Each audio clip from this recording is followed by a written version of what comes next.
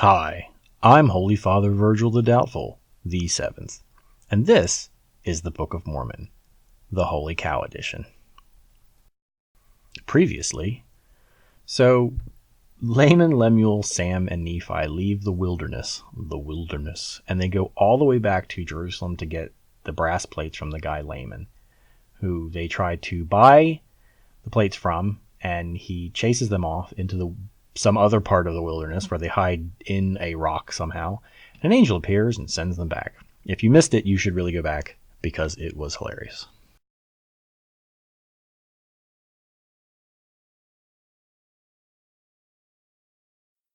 And it came to pass, as it always does, that I spake unto my brethren, saying, Let us go up again unto Jerusalem, and let us be faithful in keeping the commandments of the Lord. For behold, he is mightier than all the earth. Then why not mightier than Laban and his 50, yea, or even than his tens of thousands? Very true. Therefore let us go up. Let us be strong like unto Moses. You just had an angel on your... with what? For he truly spake unto the waters of the Red Sea, and they divided hither and thither, and our fathers came through out of captivity on dry ground. And the armies of Pharaoh did follow, and they were drowned in the waters of the Red Sea. All very biblically true and referentially useful because, God can help us. He shouldn't have any trouble helping us get these brass plates from this one guy. Now behold, ye know that this is true, and ye also know that an angel hath spoken unto you. Wherefore can ye doubt? It's been what? A minute? Let us go up. The Lord is able to deliver us, even as our fathers, and to destroy Laban, even as the Egyptians. Now when I had spoken these words, they were yet wroth, and did still continue to murmur. They're just a two-headed monster of convenience. They're an object to the plot, and just keeping them from getting crap done. Nevertheless, they did follow me up until we came without the walls of Jerusalem. And it was by night, and I caused that they should hide themselves without the walls. Without the walls, I like that. And after they had hid themselves, I, Nephi, crept into the city and went forth towards the house of Laban. Well, if you don't need them, why did you have to convince them to come? And I was led by the Spirit, not knowing beforehand the things which I should do. Nevertheless, I went forth, and as I came near unto the house of Laban, I beheld a man, and he had fallen to the earth before me, for he was drunken with wine.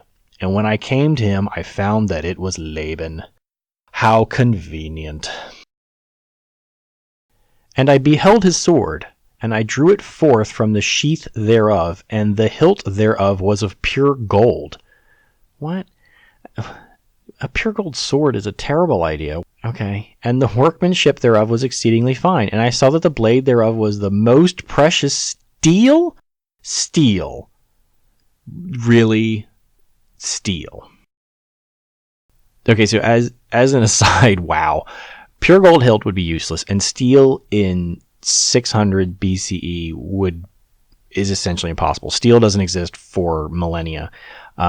There were things sort of like steel that you could make in 600 BC, but it was entirely unknown in this area, and it wasn't truly steel. It was iron with carbon added for strength, and it's not steel. It's not the same thing.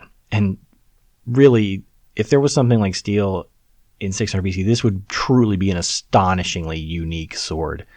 And the fact that it's gold would mean it would be an entirely useless one. And it came to pass that I was constrained by the Spirit that I should kill Laban. But I said in my heart, Never at any time have I shed the blood of a man, and I shrunk and would that I might not slay him. Wow. And the Spirit said unto me again, Behold, the Lord hath delivered him into thy hands. Yea, yea. And I also knew that he had sought to take away mine own life. Yea, and he would not hearken unto the commandments of the Lord, and he had also taken away our property. Yeah, but he's going to die anyway in a little while, because isn't the whole city going to be destroyed? Isn't that the plan? And it came to pass that the Spirit said unto me again, Slay him, for the Lord hath delivered him into thy hands. Slay him. Behold, the Lord slayeth the wicked to bring forth his righteous purposes. It is better that one man should perish than that a nation to dwindle and perish in unbelief. They're already dwindling and perishing in unbelief. You're destroying them for that very purpose, aren't you? They're wicked and abominable. Aren't we still on that page? And now, when I, Nephi, had heard these words, I remembered the words of the Lord, which he spake unto me in the wilderness, like a couple days ago, saying that, inasmuch as thy seed shall keep my commandments, they shall prosper in the land of promise. Yea, and I also thought that they could not keep the commandments of the Lord according to the law of Moses, save that they should have the law, and I knew that the law was engraven upon the plates of brass. Okay, so we've now established the plates of brass are just some part of the Pentateuch, some of the Chronicles and things like that. It's the Old Testament. It's some part of the Old Testament. And again, I knew that the Lord had delivered Laban into my hands for this cause. Yeah, he's drunk and unconscious, just that I might obtain the records according to his commandments. But he doesn't have the records, does he? He's just laying there drunk. And now you have his sword. Therefore I did obey the voice of the Spirit, the evil, evil voice of the Spirit, and took Laban by the hair of his head, and I smote off his head with his own sword. That's metal. And after I had smitten, I don't think that's what that word means, off his head with his own sword, I took the garments of Laban and put them upon mine own body, yea, even every whit, and I did gird on his armor about my loins. Gross. And after I had done this, I went forth unto the treasury of Laban, and as I went forth towards the treasury of Laban, behold, I saw the servant of Laban, who had the keys of the treasury, and I commanded him in the voice of Laban. I commanded him in the voice of Laban? It's like a Scooby Doo episode, that he should go with me into the treasury. And he supposed me to be his master Laban, for he beheld the garments and also the sword girded about my loins. What?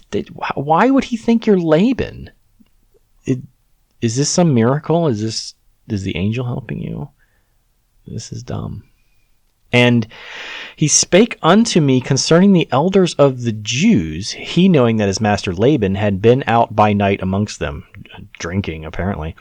And I spake unto him as if it had been Laban. How? And I also spake unto him that I should carry the engravings which were upon the plates of brass to my elder brethren who were without the walls. And I also bade him that he should follow me.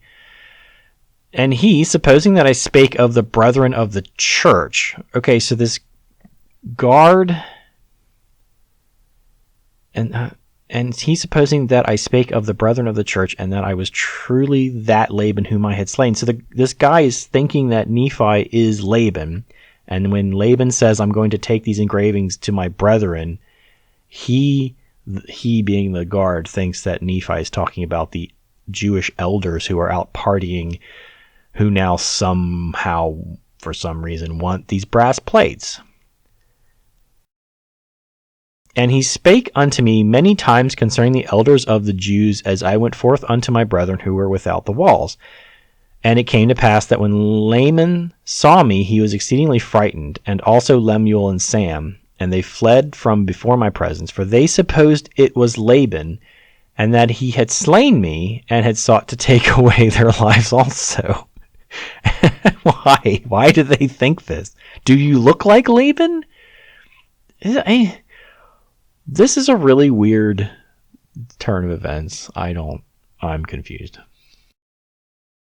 And it came to pass that I called after them, and they did hear me, wherefore they did cease to flee from my presence. But don't you sound like Laman? Apparently, or Laban. The other guy thought you sounded like Laban. Why don't your brothers?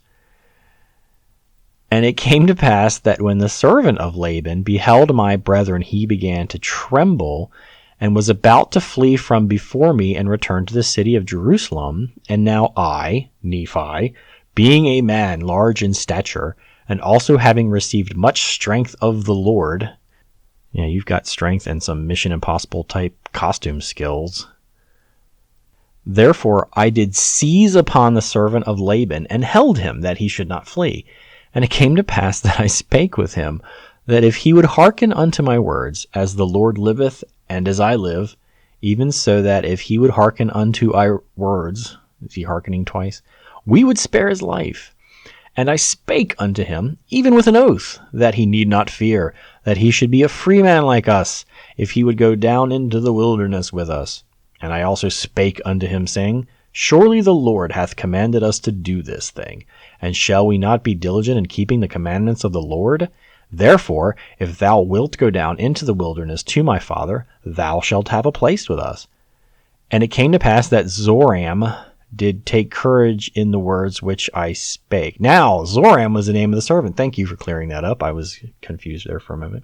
And he promised that he would go down into the wilderness unto our father. Yea, and he make also an oath unto us that he would tarry with us from that time forth.